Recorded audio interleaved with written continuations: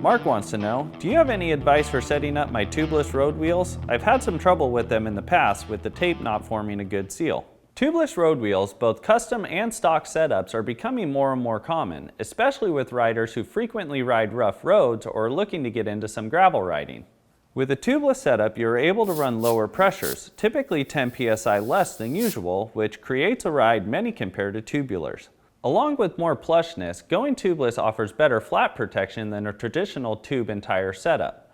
But unlike mountain tubeless, you really need to make sure that both the rim and tire you're using are designed to be run tubeless. Because road tires run at much higher pressures and speeds than typical for mountain tires, the consequences of trying to make a non-tubeless wheel or tire tubeless are much higher on the road. Let's go over the setup process from start to finish with a few tips and tricks along the way. Most tubeless compatible road rims are UST, or Universal Standard Tubeless Certified, which refers to the shape of the rim's bead hook. These wheels are smooth on the inner channel without holes for spokes and nipples, making the wheel airtight when a tire is seated.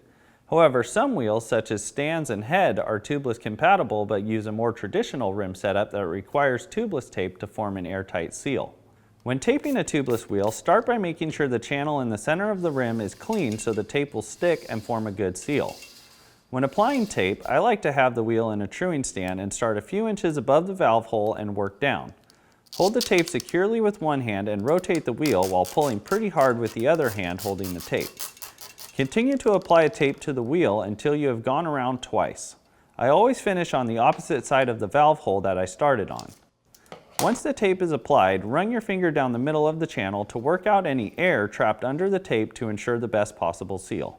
Once taping is complete, insert the valve into the wheel. I do this by creating a hole where the valve goes using a small screwdriver, an old spoke, or something similar. Make the hole smaller than the valve going through to ensure a good seal. Push the valve through the hole and tighten down the lock ring on the other end of the valve. I'll use my thumb to put pressure on the valve as I tighten it to make sure that it's forming a good seal with the channel in the rim. Once the valve is in, you can mount the tire. Tubeless tires mount just like a regular tire, but using some of Schwalbe's Easy Fit tire mounting fluid on the bead of the tire helps a lot when it comes time to seat the tire bead. Apply the fluid to the outer side of the bead on both sides of the tire and then mount the tire to the rim. After the tire is mounted, pull the valve core from the valve stem and add your sealant of choice to the tire. If your valve doesn't have a removable core, pull back the bead in one spot and pour the sealant down into the tire. I usually do this on the side of the wheel so the sealant can pour down into the bottom of the tire and pool where you don't have to worry about it pouring back out. Once sealant is added, replace the valve core or tire bead and add air to seat the bead. I highly recommend using an air compressor because they're able to push large volumes of air into the tire to help get it seated.